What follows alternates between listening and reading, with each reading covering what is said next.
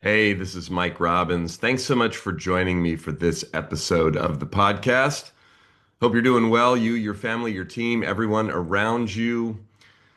Today, I want to talk about something that's really important to me and that you've probably heard me talk about before, but I think it's essential, especially right now. I want to talk about the power of appreciation. So I've been speaking and writing and thinking and talking about appreciation for the whole 25 plus years I've been doing this work. And, my thoughts on appreciation have evolved quite a bit over the years as I've learned more about it, as the world has changed, as I've, you know, grown and evolved myself. I'm 52 years old now. I started doing this work when I was 26. But with the state of the country and the world and so many things going on right now, I woke up this morning. I was thinking about this yesterday too, and I thought, I really want to dive into talking about appreciation. And so a couple things we're going to focus on here. We're going to first take a look at why is it hard to really focus on appreciation authentically? Then what are some of the benefits of doing it? Like why is it important? And then I'm going to give you a couple of specific things that you can do to embrace and embody the power of appreciation, especially right now. Um, so why is it hard for us to really tap into the power of appreciation? Even though we know at some level it's important, it's positive, it's essential for our relationships, for our well-being, for our mindset, for our teams, as leaders, as in marriages and relationships of all kinds, as parents.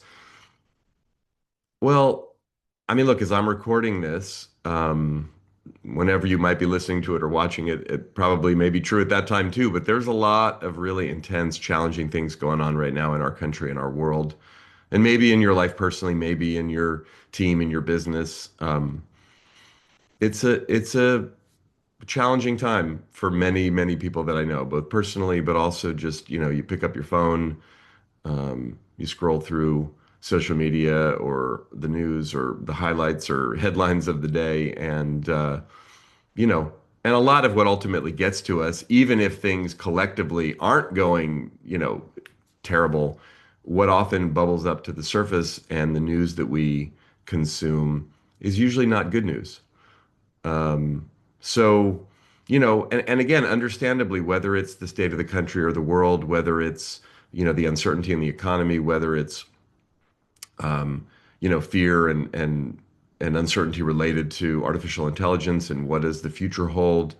There's just a lot of uncertainty. Again, as I'm recording this, we're right around the 6 year mark from when COVID really impacted life here in America, and it was already impacting life in Asia and Europe and around the world. And I think back to that time sometimes and just think of all that we've been through collectively over the last 6 years. And again, it's not as if life was, a piece of cake prior to the pandemic, but there's just been so many intense twists and turns, and life and work and the world in which we operate in now today is very different than it was a decade ago. And there's a lot of wonderful things happening too, but it's heavy out there. There's a lot of stress, there's a lot of fear in the system. There's a lot of worry as I talk to people and leaders as I travel around the country. I'm about to get on a plane later this morning and fly to Charlotte for a speaking engagement tomorrow, and then to Southern California for one the next day. And it seems like wherever I am, whatever I'm talking about, whoever I'm talking to, in the background is just quite a bit of unease about where are we going, what's happening. And, look, even the most optimistic among us, and I consider myself to be an optimist, relatively speaking, but even if you consider yourself to be an optimist, all of us have a negativity bias in the brain, in our nervous system for survival, right? Our amygdala in our brain stores negative memories to remind us not to touch the stove again or run out in the middle of the street when cars are coming. Or, if we didn't have that mechanism, we would fall down the stairs. We would continually repeat negative, painful, difficult, problematic behaviors over and over and over again in ways that we wouldn't learn from. And that could be problematic to our survival. You know, we probably wouldn't be here. Most of us wouldn't be here without that mechanism. But what happens is because we have the negativity bias in the brain, in the nervous system, we end up overemphasizing what's wrong, constantly searching for threats, for issues, for problems. We literally walk into a room and immediately search around, whether we're conscious of it or not. Is it safe in here? And again, there's a reason why that's the case evolutionarily, biologically, but in so many instances in life, it doesn't serve us. We have something bad happen to us when we're young. We have something bad happen to us at any point in life, and then it becomes sort of a trauma response to like, I'm not going to let that happen again, which again makes sense from a survival standpoint, but it's like we can't protect against everything. We can't protect against many things, right? So there's that. There's also like if you're watching this or listening to this, you're probably someone who wants to improve, wants to get better, wants to enhance your capacity for something. I want to be physically better, mentally better, emotionally better, relationally better, professionally better. I want to keep growing. And while growth is a beautiful thing, change is a beautiful thing. Oftentimes we can come at it from a perspective of fixing. There's something wrong with me. I need to fix myself. And from that perspective, we're not usually focusing on what we appreciate, what we're grateful for. We're focusing on what's wrong. We're focusing on the gap and not the gain, as I talked about several months ago in an episode, right? What's missing? I'm here and I want to be there. So I'm going to focus on getting better and better and better. And in that process, we often don't take time to really take inventory of what's going well, right? And again, I'm not saying that there's anything wrong with wanting to improve and wanting to enhance and wanting to grow personally, professionally, individually, collectively. But in that process, we're often focusing on what's wrong, what's not working, what's not going well, right? In a lot of our relationships, even the people that we love the most, whether it's our spouse, whether it's our family members, whether it's our children, whether it's people we work with, we're often looking for and paying attention to what we don't like, what we don't appreciate, what is driving us crazy. And again, there are issues in relationships that are important to address for sure.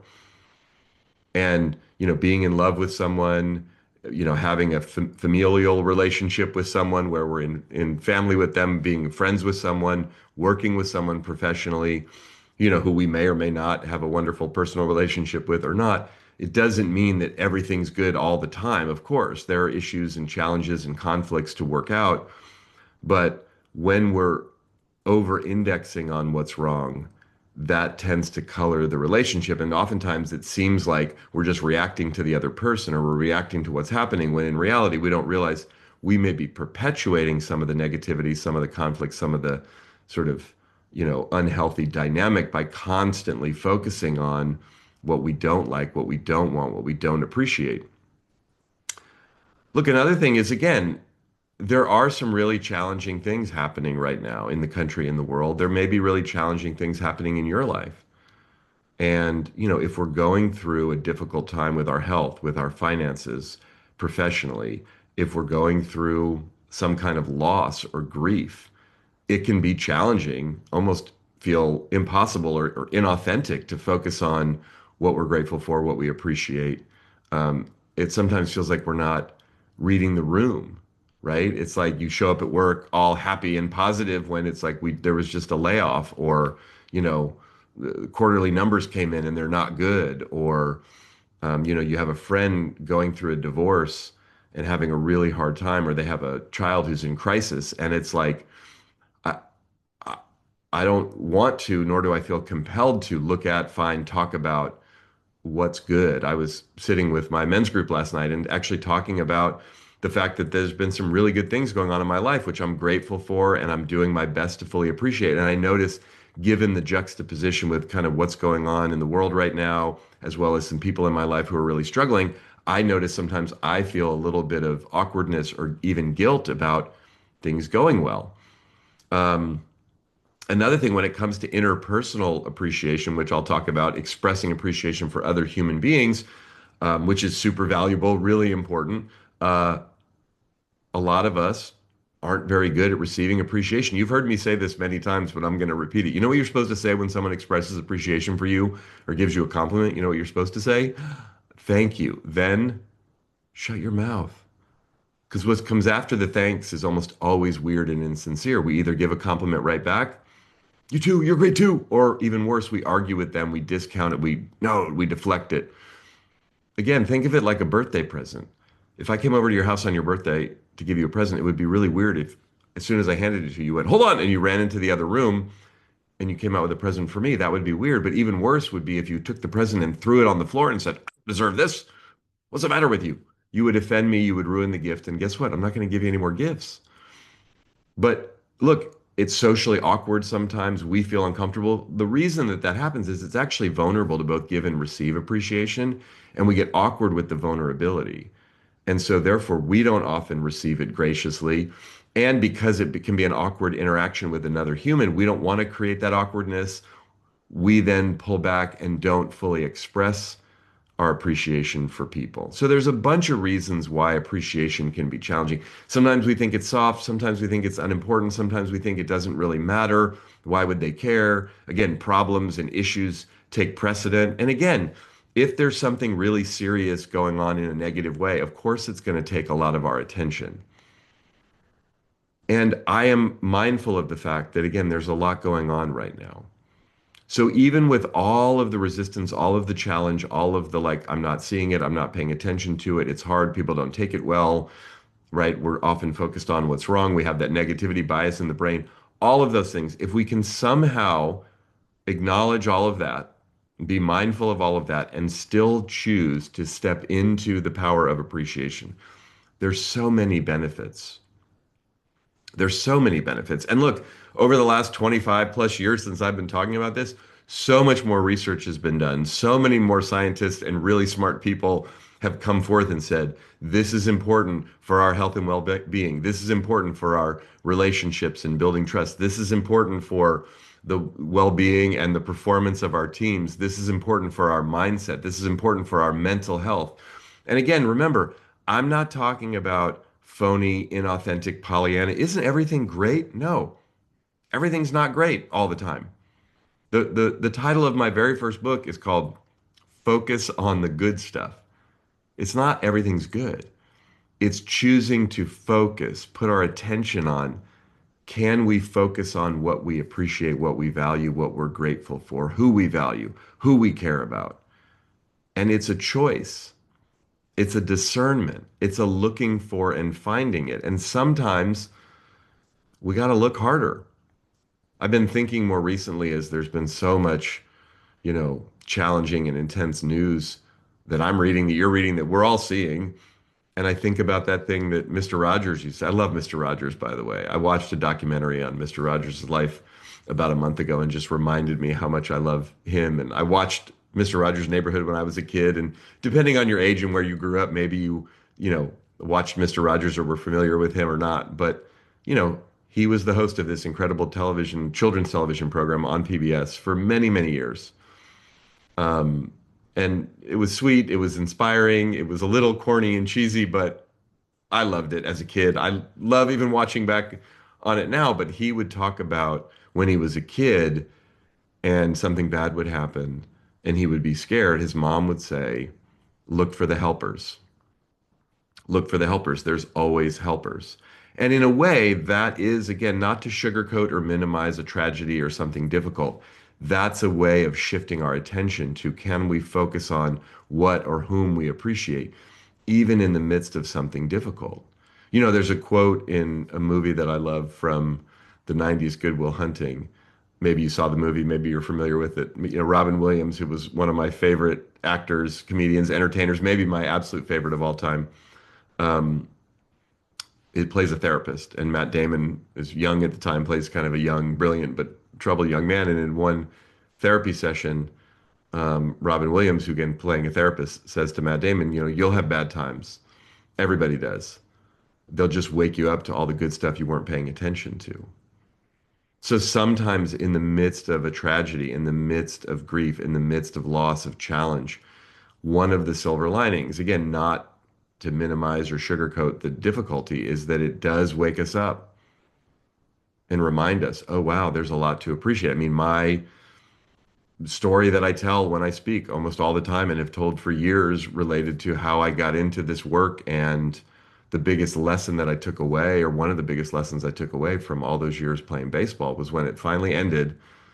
I hurt my arm, wasn't able to come back, had to have surgeries. All it was very difficult, painful, challenging, but I stopped and realized, oh, oops, I forgot to appreciate it. I was actually really good at this, and it was fun. I did enjoy some of my time playing. It wasn't like I was miserable and stressed out the whole time, but most of the time I was focused on getting better and not screwing up and wanting to make it. And like I didn't allow myself to fully appreciate the experience because I was holding my breath, hoping to make it. And then, of course, I was going to enjoy it. What did John Lennon say? Life's what happens when we're busy making other plans. Like, this is our life right now, today, this moment, as you're listening to this, as you're watching this, whatever's going on in your life. This is it right now. Is it good right now? I don't know.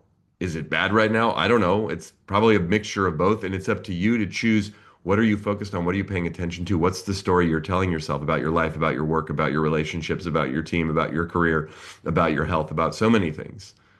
That has a lot to do with our experience of life. And I love the saying, right? That right now is the good old days. At some point in life, whether it's in a week or a month or a year or 5 years or 10 years or 20 years. Recently I was going through my storage unit and I was looking at some things and I pulled out a box that had a whole bunch of letters, physical written letters. Remember, we used to write letters to each other? Depending on your age, you may remember, right? I used to write, give, and receive and send lots of letters and cards and notes and things. And I'm looking back at these letters, and some of them are from the 80s, and some are from the 90s, and some are from the early 2000s. But it was earlier in my life, and there was like these whole relationships and these whole things that were happening at that time that were meaningful. And some were celebratory, congratulations on graduating from high school or college, or, happy 21st birthday, or whatever. I mean, it was all these cards. I saved a lot of things for better or worse. But it just made me realize like there were letters from my parents and my grandparents and my sister, all of whom have passed away. And just like, wow, I think I appreciated those things in the moment. And looking back on them, it's like those were the quote, good old days. There was a chapter in my mentor, Richard Carlson's book, Don't Sweat the Small Stuff. That I think the title of it was 100 Years, All New People. And he was basically saying, I mean, I know some people do live to be more than 100. And, as time moves on with advancements in science and, medicine, and maybe we'll all be living, longer than 100 years. But if you imagine from today, 100 years from now, just about everybody on the planet won't be here anymore and a whole new set of people will be here. Like that's kind of an intense thought on the one hand, but existentially to think about that, but also to realize like, oh, life is happening right now. So appreciation is important because it brings us into the present moment. It shifts our mindset. Focusing on what we're grateful for, focusing on what we appreciate doesn't mean everything's great. In some cases, it's not. But what can we choose to be grateful for? And that both brings us into the present moment and it shifts our mindset. I had a mentor years ago say to me, Mike, gratitude and victimhood can't coexist. So we can't simultaneously feel like everything's happening to me and it's not fair and grateful. So, especially when things might be hard, when things are challenging, when things seem unfair, focusing on what we're grateful for can actually empower us, can again bring us into that present moment, can remind us that there are some good things. It can give us a little bit of motivation and perspective. Again, not magically change the circumstance, not eliminate the pain or the fear or the difficulty or the stress or the challenge, but it's like, right? You've heard me say this before. Instead of why is this happening to me? Why is this happening for me? That's a way of shifting more into growth mindset, but that's also really looking, what can I learn from this? It can shift our culture of our family, of our team, that we focus more on the opportunities. We focus more on what we're grateful for. It's like, I work with teams all the time where there's stress going on or there's growth or there's reorg or that, right? And sometimes to take a step back and it's like, why is there so much stress here at work? Because things are going well, because business is good. Now, look, sometimes there's stress and challenge and reorg because things aren't going well. But it's like, even if that's the case, what if we stopped and just reminded ourselves, I'm grateful I have a job. Again, sometimes it can be intense. Like we were going through some intense stuff with our older daughter several years ago, and I was talking to a friend of mine who also has kids, and we were just commenting on some of the challenges, related to parenting and particularly parenting teenagers and young adults. And, he said to me he was getting his hair cut about 6 months earlier, and he was complaining about one of his sons. And the barber said to him, "Hey, can I share something that's kind of intense, but I feel moved to tell you this in this moment." And he shared that one of his sons, the barber's sons, had died by suicide. And he said, "I can't tell you how hard it's been and how much I think about him and what I wouldn't give to have him here right now getting on my nerves and driving me crazy." And this friend of mine shared this with me after it had been shared with him, and he wasn't doing it to like lay a guilt trip on me, but to get me to remember, like, hey, I know she's struggling and you're having a hard time with it, and it's not an easy moment for you as a parent. I totally get that. And she's alive, and you get to navigate through this, even though it's difficult. Um, Appreciation allows us to reflect. Appreciation allows us to take inventory. Appreciation allows us to give ourselves and others some credit. Again, even just acknowledging, look what we've been through, look what we've been able to navigate. Is it perfect? No. Have we succeeded in all the ways we want to succeed? No, but here we are. We haven't quit yet, right? We haven't given up. We haven't completely imploded on each other, if you will, if we're going through something hard. It can also um, enhance our relationships.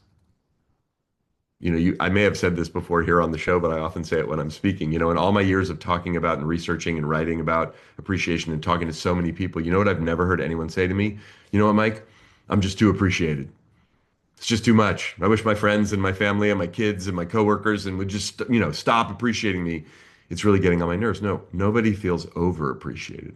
Most of us feel somewhat, if not significantly, underappreciated. So it enhances our relationships. It feels good to hear what people appreciate about us. It also feels good to give appreciation to other people, especially, by the way, if they're willing to receive it.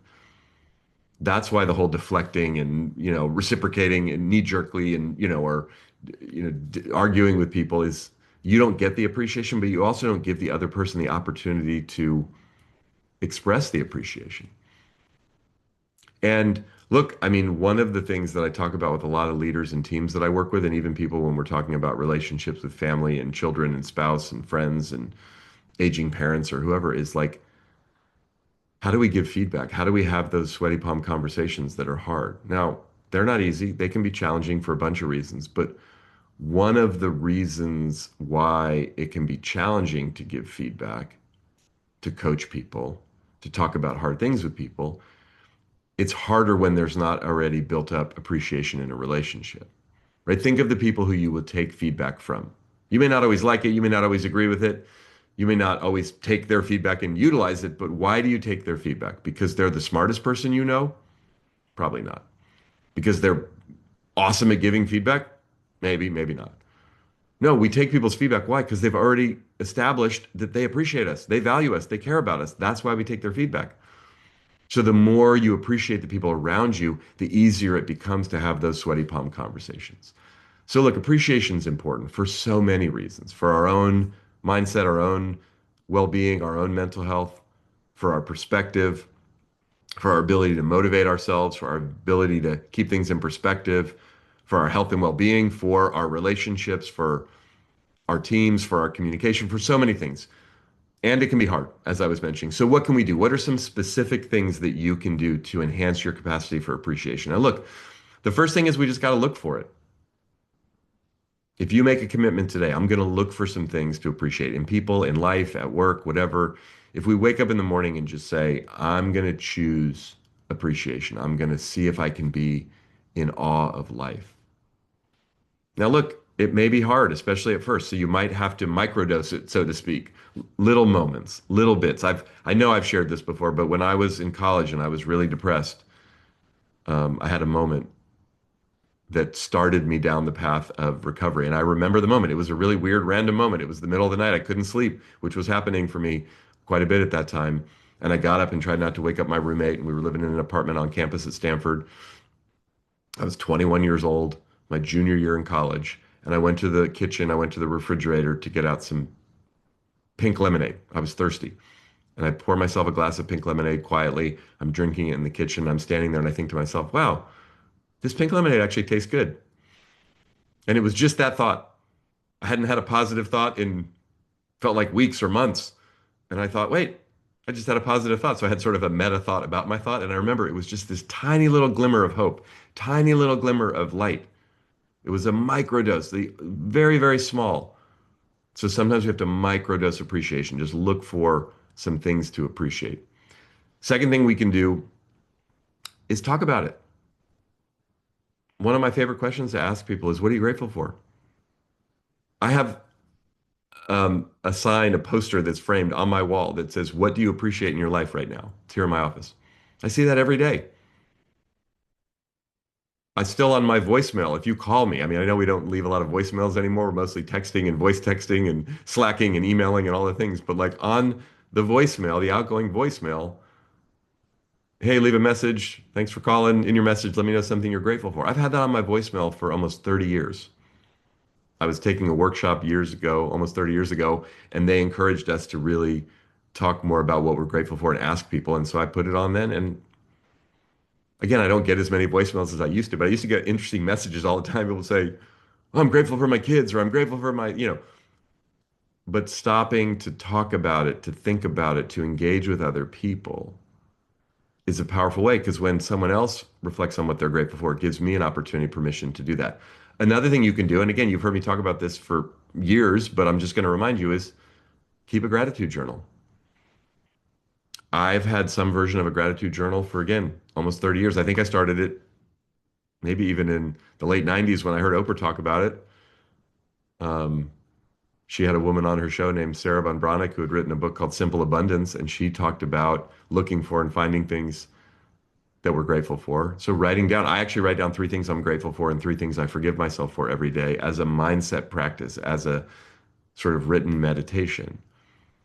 But finding things to appreciate, finding things, looking for, acknowledging what we're grateful for, even and especially when things are hard. Another thing you can do is let people know what you appreciate about them, even if it's a little vulnerable, even if it's a little awkward. Again, no one feels overappreciated. Most people feel underappreciated. And I'm going to share with you a very specific exercise that I do with groups and teams. And I've written about this in my books. Maybe I've talked about it here on the show, but it's so simple, but it's profound. And I love doing this exercise. And if I'm with a group of people that's less than 15, 12 to 15. I'll do it with the whole group. If I'm with a larger group of people, I'll put people into smaller groups of four or five. But I call it the appreciation seat exercise. And you could do this with your family around the dinner table. You can do this with your team on a Zoom or a Teams call. You can do this when you bring the team together in person. You can do it with a larger group of people. Again, if you break them into small groups, what you do is basically set the context about the power of appreciation, the importance of it, about how to receive appreciation, even though it can be awkward, just say thank you. But we start and we have a group. Let's just say, there's a group of 10 people around a table. I'm working with a senior leadership team. We're at an offsite or, you know, I'll start with Susie. Okay, we're going to spend the next 2 minutes. And I usually use the timer on my phone. Anybody who feels moved to let Susie know what you appreciate about her, go for it. And it's a little awkward at first, and people, especially the person being appreciated, squirms in their seat a little bit. And but once we get into it, it starts to flow. And then we spend the next 2 minutes telling Susie what we appreciate about her. And then we move to John, who's next to her. And then we move to Jose, who's next to John. And then we move to Sylvia and on around the table to Yolanda, to Chris, to everybody. And each person gets 2 minutes or 3 minutes or whatever on the appreciation seat.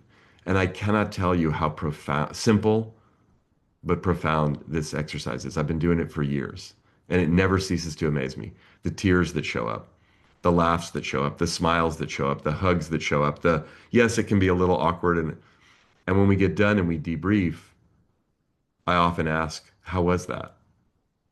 Was it easier to give or receive? And most people acknowledge it's easier to give the appreciation than receive it. But for those, even if the receiving was awkward or uncomfortable or they felt a little overwhelmed, or I remind them, hey, you're not going to forget anytime soon what these people said to you.